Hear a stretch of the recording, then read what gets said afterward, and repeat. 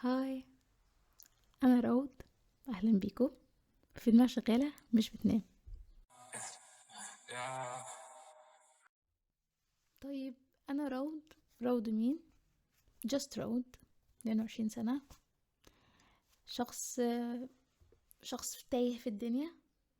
فيلا نعمل الجيرني دي سوا، نتوه كلنا سوا ونشارك الجيرني سوا. عشان ليه لا؟ ده انا بالظبط. شخص اجتماعي بس مش اجتماعي. شخص طموح بس طمن انتخ. جوايا كتير. دماغ شغالة مش بتنام. طيب، انا ليه اخليه جوايا لما ممكن نطلع برا ونشارك؟ عشان انا متاكده ان انا مش انا لوحدي اللي مشتته، ومش انا لوحدي اللي دماغي شغاله مش بتنام. عملت البودكاست ده عشان الاقي ناس شبهي، وانه عادي يكون في حد اوفر ثينكر دماغه سحلاه. بس تمام، يعني هنشير سوا والدنيا هتعدي، وكيكه بتعدي بينا. مش لوحدنا ابدا. وعمر الرحله ما كانت فرديه مهما قالوا.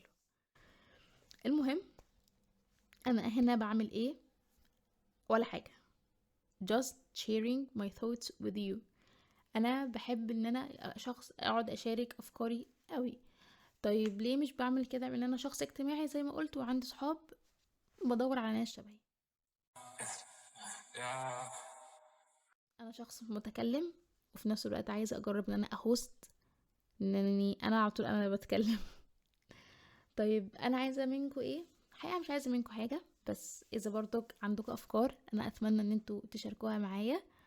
ودي هتبقى حاجه لذيذه قوي بالنسبه لي، اني لقيت حد كمان عنده نفس الشيء وابتدينا ناخد اكشن ناحيه الحوار ده، انه لا مش هنكتم جوانا، يلا نعبر اكتر، ويلا نطلع الافكار دي. عشان انا مؤمنه ان الافكار لما بتخرج بتطلع فكرة ولا فكرة، وإبداع ورا إبداع. إنما هي لو فضلت جوه هتتنسي وهتتركن، وحد تاني هيتيجي في دماغه وهيبقى هو الكويس اللي عملها. ده كمان سبب من أسباب إن أنا بحب أكون فراقة. يلا نعمل ويلا نجرب، ولو فشلنا إيه يعني؟ لو نجحنا شطورين جدا. دماغ شغالة مش بتنام. طيب، ايه تاني؟ برضو مش عارفة. حرفيا أنا أول حلقة دي سايباها بس إن أنا أكسر رهبة المايك وأكسر رهبة الكلام لوحدي.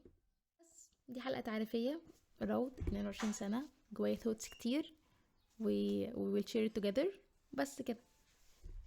اتمنى ان انتوا تحبوا البودكاست ده معايا، عشان انا كده كده هحبه.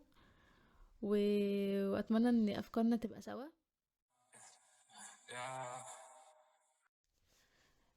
الحقيقة البودكاست ده ممكن تقولوا عليه ان هو مثلا عشوائي شوية، عبثي شوية، عفوي شوية. يعني مش بالظبط، يعني انا هبقى الهوست، انا هبقى بتكلم لوحدي. فهي دي مش حاجة مترتبة زي ما انا قلت لكم. بس انا excited جدا جدا جدا، وخطوة مبسوطة بيها. الروض الصغيرة مبسوطة بيها، لاني انا بحب الصوتيات من زمان. فجي دوري، لا، انا اللي بقى اللي هعمل الصوتيات المرة دي. ومبسوطة ان انا بلاقي الالكترونيات بتاعتي بتكبر حاجة ورا حاجة، والحمد لله بعيش حاجات كنت بحلم بيها. فبس كده برضو، يعني ان شاء الله يكون بس كده. وممكن حتى نتكلم فيما بعد عن هواياتي. احاول استضيف ناس جامدين جدا في الحياة، المجالات اللي انا بحبها، ونتكلم سوا وكده. على سبيل المثال، انا بحب الكتابة، بحب القراءة، بحب الرسم، بحب التصوير، بحب الطبخ، وبحب اعمل كونتنت. بس دي في الاول في الاخر هي دماغ شغالة مش بتنام. شفتوا مني ده الغلاف، صعب افتح لك الكتاب.